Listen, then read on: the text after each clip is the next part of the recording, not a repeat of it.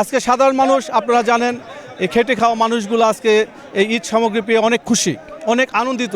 তারপরে আরও আনন্দিত মাননীয় সাংসদ, মাত্র নির্বাচিত সাংসদের হাত থেকে তারা এই ঈদ সামগ্রীগুলো পাইতেছে। সেজন্য তারা অতি উৎসাহ পেয়েছে, এরা আনন্দ পেয়েছে এবং আমরা মনে করি যে আমাদের এই ঈদ উল ফিতর যে এটা খুব সুন্দরভাবে রূপগঞ্জের মানুষ কাটাবে।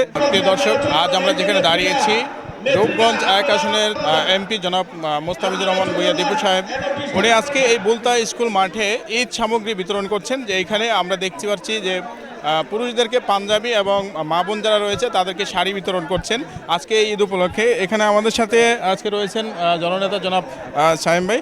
আজকে যে ঈদ সামগ্রী আপনারা বিতরণ করছেন, মানুষের সাড়া কেমন পেয়েছেন এখানে? আসসালামু আলাইকুম।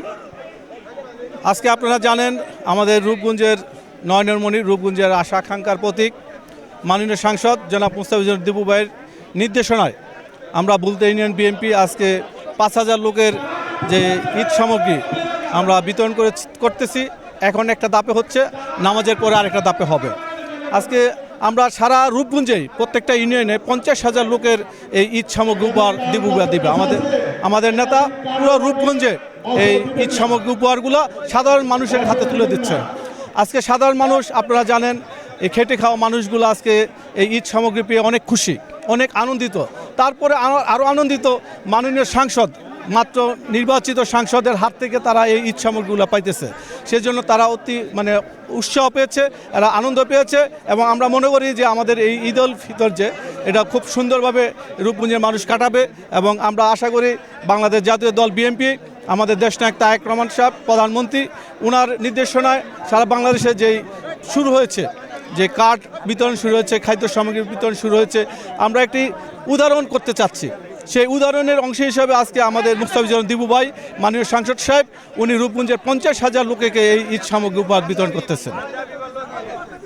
আজকে এই যে ঈদের হয়তো আর 2 থেকে 3 দিন, মানে সর্বোচ্চ 3 দিন বাকি আছে, এই যে ঈদে উপচে পড়া মানুষের যে ভিড়, আপনারা কি আসলে 5,000 যে ঈদ সামগ্রী নিয়েছেন এটাকে কাভার করা সম্ভব হবে কিনা?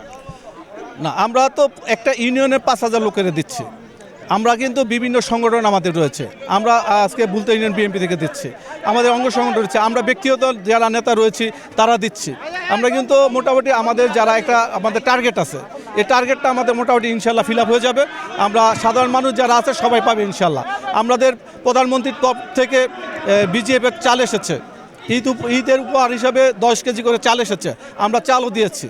তো ওই হিসাবে আমরা মনে করি যে আমরা ওভারঅল সবার মধ্যে একটা বিলি বন্টন করে দিচ্ছি, যে সবাই পায়, সবার মাঝখানে এটা বিলি বন্টন হচ্ছে।